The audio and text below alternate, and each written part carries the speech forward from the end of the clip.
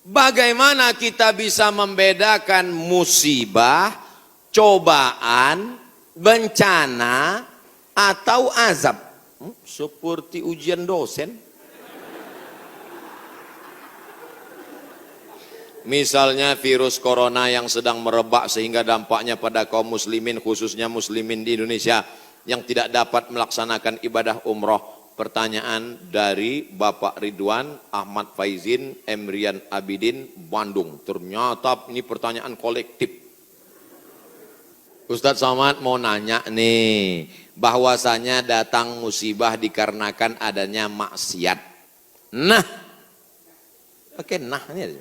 Nah, ada, saya bukan ngada-ngada. Bagaimana caranya bisa membubarkan tempat hiburan malam? Karena saya yakin di tempat seperti ini adalah pusatnya maksiat. Semua hiburan malam mesti ada izin dari Majelis Ulama Indonesia, tokoh adat, tokoh masyarakat, dan disetujui oleh Polsek. Setuju? Jadi siapa yang mau buat hiburan malam nikah anaknya, dia ngurus surat 3. Pertama, rekom dari MUI. Pak Ketua MUI Kecamatan, ya nanti malam mau pesta anak saya. Kata MUI, apa hiburannya? Ada keyboard tunggal. Lagunya apa? Ini lagunya. Ini pulang-pulang berbadan 2. Jangan. Berubah sama selawat. Selawat. Setelah MUI setuju, datang ke tokoh adat Sunda. Ini Pak tokoh adat. Apa lagunya? Ini lagu. Buat satu lagu adat. Lagu adat yang mengingatkan supaya kita tetap menjaga adat sopan santun. Oke, tambah lagu religi satu, lagu adat. Datang ke Polsek. Pak Polsek, oke, setuju. Jam 10 tutup. Bisa apa nggak bisa? Bisa. Jangan suruh saya datang ceramah ke situ. Nanti mereka sudah mabuk. Baru datang saya. Assalamualaikum. Nggak bisa. Ini amar ma'ruf nahi mungkar ini bukan cuma tugas ustadz, tapi tugas kita bersama. Di masjid ustadz menyampaikan ceramah, bapak ibu memfasilitasi, anaknya nikah, perbuatannya baik, sakral, menghalalkan yang haram. Tapi dalam itu dia sudah mau melakukan perbuatan haram, menyediakan narkoba, menyediakan pesta sampai malam. Insya Allah kalau sepakat yang 3, polisi, tokoh agama, tokoh adat, DPR tingkat kabupaten provinsi, peraturan daerah, pesta keramaian hanya boleh sampai jam 9 malam. Lewat dari itu pengawasan polisi boleh menangkap. Bisa atau tidak bisa? Bisa. Makanya kita harus berjamaah menangkal ini semua. Insya Allah kalau sudah orang-orang masjid duduk memilih wakil-wakil rakyat yang juga peduli, maka akan terwujud negeri kita tetap menjadi baldatun thayyibatun wa rabbun ghafur. Makanya sebarkan pengajian. Siapapun ustadz yang datang ngaji, Ustadz Jujun Junaidi ngaji, Ustadz Abdul Somad ngaji, Ustadz ngaji. Datang, duduk, diam, dengar. Ada snack, makan. Enggak ada, istighfar.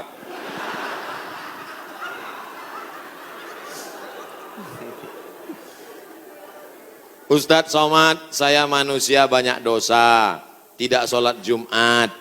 Kenapa enggak sholat Jumat? Man tarakal jumu'ata salasa marratin. Siapa yang enggak sholat Jumat 3 kali berturut-turut, tahawunan, bukan karena sakit, bukan karena darurat, tapi karena menyepelekan panggilan Allah, taba'allahu ala qalbi, Allah mengunci pintu hatinya. Kalau sudah hati terkunci, telinga tersumbat, mata tertutup, khatamallahu ala qulubihim wa ala sam'ihim wa ala absarihim ghishawah. 3 kali sholat Jumat kau tinggalkan, Allah mengunci pintu hatimu. Siapapun yang ceramah tak akan masuk ke telingamu. Na'udzubillah. Saya ingin bertobat dan sudah menjalankan taubat, maka sholat Jumatlah engkau.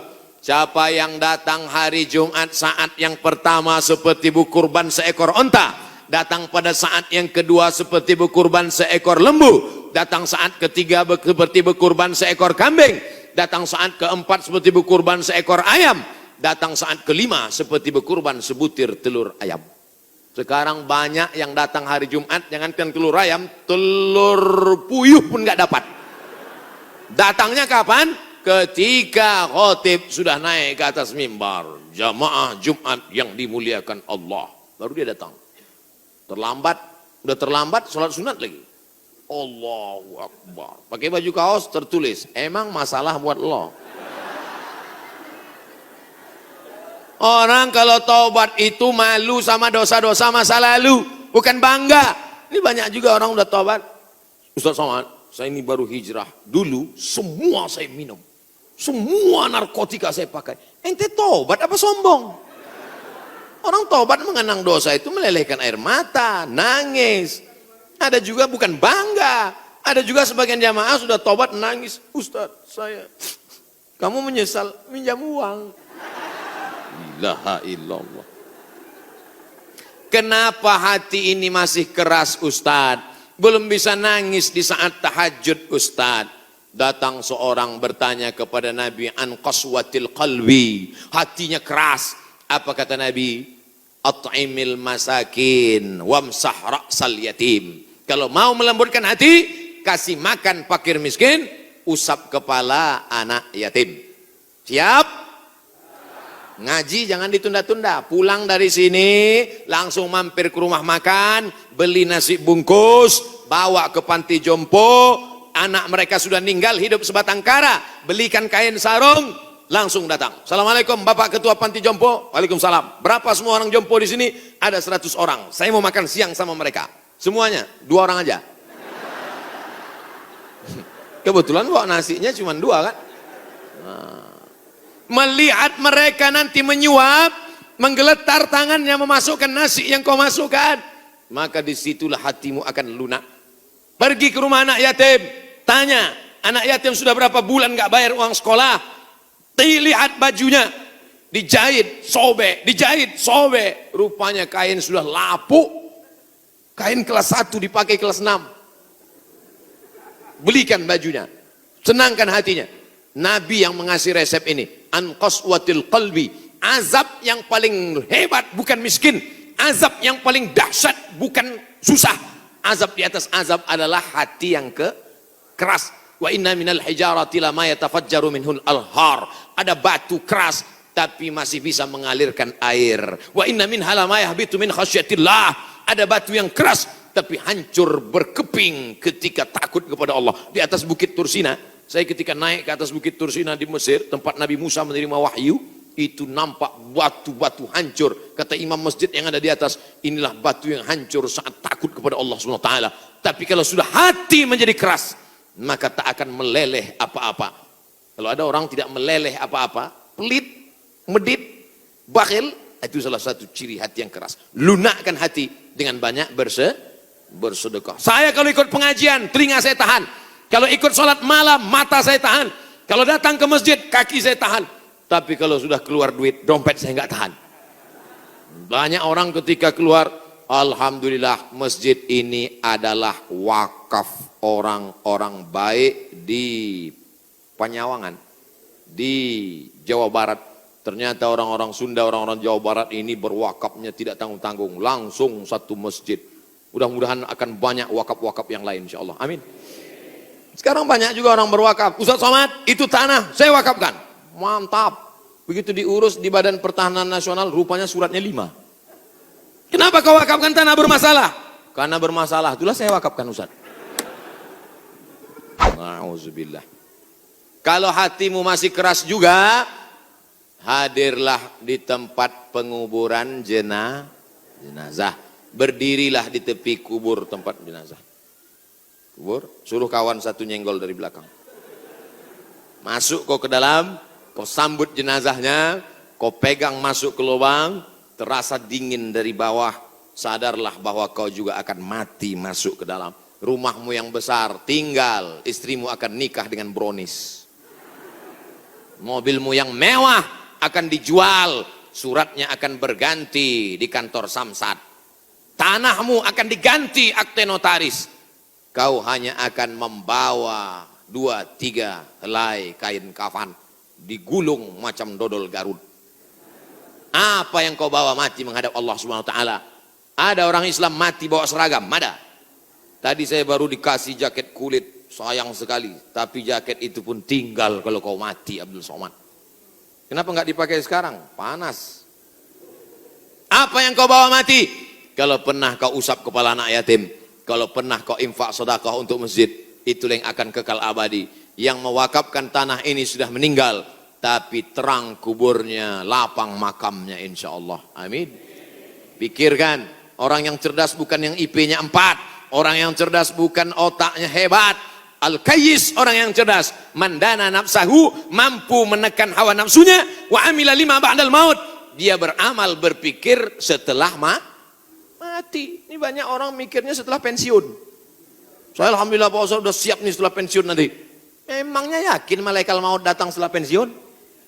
Banyak malaikat maut datang sebelum pensiun. Pikir baik-baik. Pikir itu pelita hati. Lama berpikir sakit hati.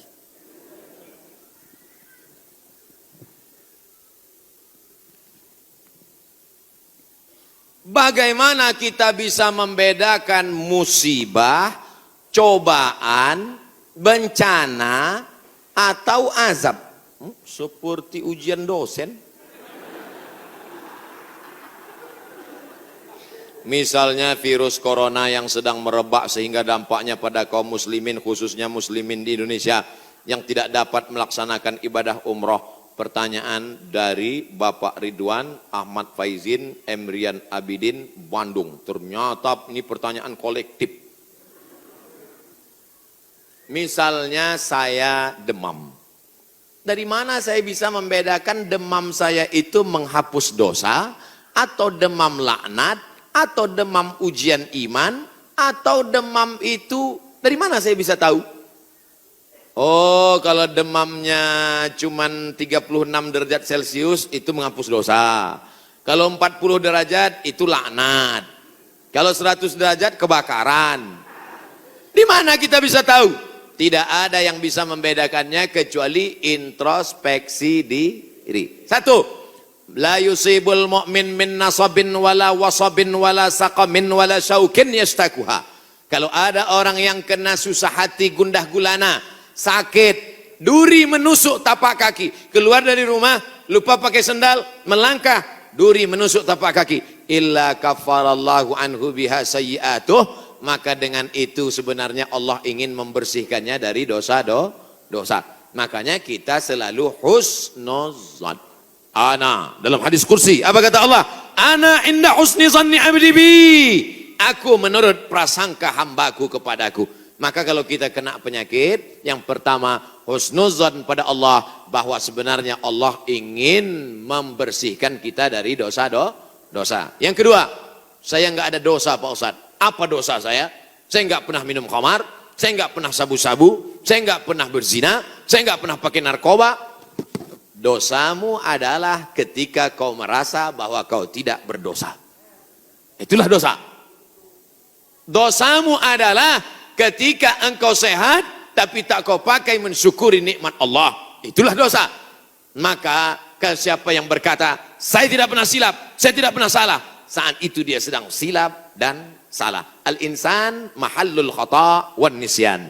Manusia tempatnya silap, lupa dan salah. Yang kedua, ketika kita sakit, sebenarnya Allah ingin mengangkat derajat kita, karena sebetulnya amal kita tidak cukup. Kita sudah ditempatkan di tempat surga Jannatul Firdaus, tapi ketika malaikat ditanya, sudah cukupkah amalnya? Belum. Beri dia ujian supaya amalnya mencukupkan dia dengan amal sabar. Ada amal yang lebih tinggi dari tahajud, lebih hebat daripada jihad. Apa dia? Innama yuwaffas sabiruna ajrahum bighairi hisab. Amal sabar menerima musibah, tidak caci maki, sumpah serapah. Yang ketiga, bisa jadi laknat Allah. La ta'murun nabil ma'ruf. Mestinya kau tolong saudaramu yang ada di Uighur. Mestinya kau bantu saudaramu yang sedang teraniaya di India. Tapi mulutmu diam, kau tak mau menolong. Ketika musibah dikirimkan Allah dalam bentuk bencana, ternyata yang kena bukan yang jahat-jahat saja, yang baik-baik pun ikut juga kena. Maka tidak ada cara lain kecuali mohon ampun, minta ampun, taubat, nasuha kepada Allah Subhanahu wa ta'ala. Oleh sebab itu maka yang bisa membedakannya hanya Allah, dan kita hanya berhusnuzon kepada Allah Subhanahu wa ta'ala.